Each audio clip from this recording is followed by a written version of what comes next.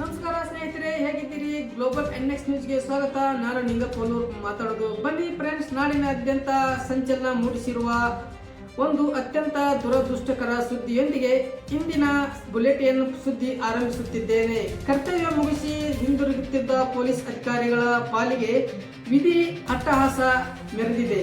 ಭೀಕರ ರಸ್ತೆ ಅಪಘಾತದಲ್ಲಿ 3 ಸಬ್ ಇನ್ಸ್ಪೆಕ್ಟರ್ಗಳು ಸ್ಥಳದಲ್ಲೇ ಸಾವನ್ನಪ್ಪಿದ್ದಾರೆ. ಈ ಮನಕುಲುಕುವ ಘಟನೆಯ ಸಂಪೂರ್ಣ ಮಾಹಿತಿ ಇಲ್ಲಿದೆ ನೋಡಿ ಫ್ರೆಂಡ್ಸ್. ಕಡೆಯವರೆಗೂ ಸ್ಕ್ರಿಪ್ಟ್ ಮಾಡಿದೆ.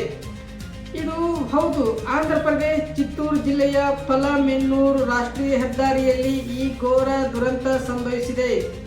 ಲಾರಿಯೊಂದಕ್ಕೆ ಪೊಲೀಸ್ ಅಧಿಕಾರಿಗಳು ಕಾರು ಡಿಕ್ಕಿ ಹೊಡೆದು ಪರಿಣಾಮ ಕಾರಿನಲ್ಲಿ 3 ಸಬ್ ಇನ್ಸ್ಪೆಕ್ಟರ್ಗಳು PSI ಮೃತಪಟ್ಟಿದ್ದಾರೆ.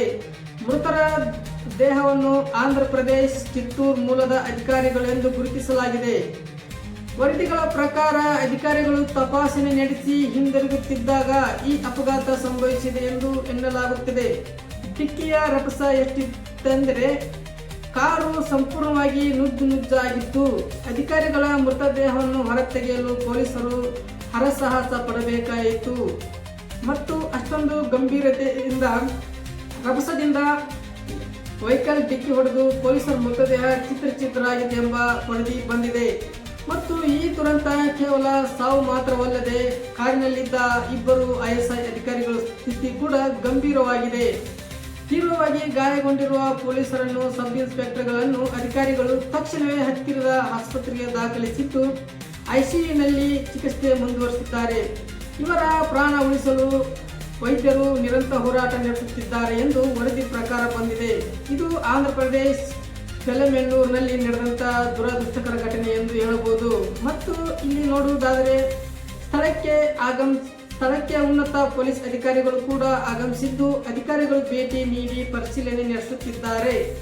ವಾಹನ ನಿರ್ಲಕ್ಷ್ಯವೇ ಅಥವಾ ಕಾರಿನ ವೇಗವೇ ಅಪಘಾತಕ್ಕೆ ಕಾರಣ ಎಂಬುದು ತನಿಖೆ ಚುರುಕುಗೊಂಡಿದೆ. ಕರ್ತವ್ಯ ನಿರಂತರ ಅಧಿಕಾರಿಗಳು ಅಕಾಲಿ ನಿಧನಕ್ಕೆ ಇಡೀ ಪೊಲೀಸ್ ಇಲಾಖೆ ಕಂಬನಿ ಮಿಡಿದಿದೆ. ಮತ್ತು ರಸ್ತೆ ಸುರಕ್ಷತೆ ಬಗ್ಗೆ ಎಷ್ಟೇ ಜಾಗೃತಿ ಮೂಡಿಸಿದ್ದರೂ ಇಂತಹ ಘಟನೆಗಳು ಮರಳಿ ಕಳಿಸುತ್ತಿರುವುದು ನಿಜಕ್ಕೂ ಇದು ವಿಷಾದನೀಯ. ಮೃತ ಅಧಿಕಾರಿಗಳ ಆತ್ಮಕ್ಕೆ ಶಾಂತಿ ಸಿಗಲಿ ಎಂದು ನಾವು ಆಶಿಸೋಣ. ಕ್ಷಣದ ಸುದ್ದಿಗಳಿಗಾಗಿ ನೋಡ್ತಾ ಇರಿ ಗ್ಲೋಬಲ್ ಎನ್ಎಕ್ಸ್ ನ್ಯೂಸ್. ಇಲ್ಲಿಗೆ ನನ್ನ ನ್ಯೂಸ್ ಮುಕ್ತಾಯವಾಗುತ್ತೇನೆ. ಬನ್ನಿ ಫ್ರೆಂಡ್ಸ್, ವಿಡಿಯೋ ಧನ್ಯವಾದಗಳು. ಯಾರೆಲ್ಲ ನನ್ನ ಯೂಟ್ಯೂಬ್ ಚಾನಲ್ ಹೊಸ ನೋಡ್ತಾ ಇದ್ದಾರೆ ಫ್ರೆಂಡ್ಸ್, ಈ ಚಿಕ್ಕ ಪತ್ರಕರ್ತನಿಗೆ ನಿಮ್ಮ ದೊಡ್ಡ ಸಹಾಯ ಅಂದರೆ ಸಬ್ಸ್ಕ್ರೈಬ್ ಮಾಡ್ಕೊಳ್ಳೋದ್ರಿಂದ ಏನು ನಿಮ್ಮದು ಖರ್ಚಾಗೋದಿಲ್ಲ, ಇದರಿಂದೇನು ಚಾರ್ಜಸ್ ಇರೋದಿಲ್ಲ. ಹಾಗಾಗಿ ಪ್ಲೀಸ್ ಸಬ್ಸ್ಕ್ರೈಬ್ ಮಾಡ್ಕೊಳ್ಳಿ. ನಿಮ್ಮ ಸಪೋರ್ಟ್ ನಮಗೆ ಬೆಂಬಲ ಕೊಡಿ. By friends.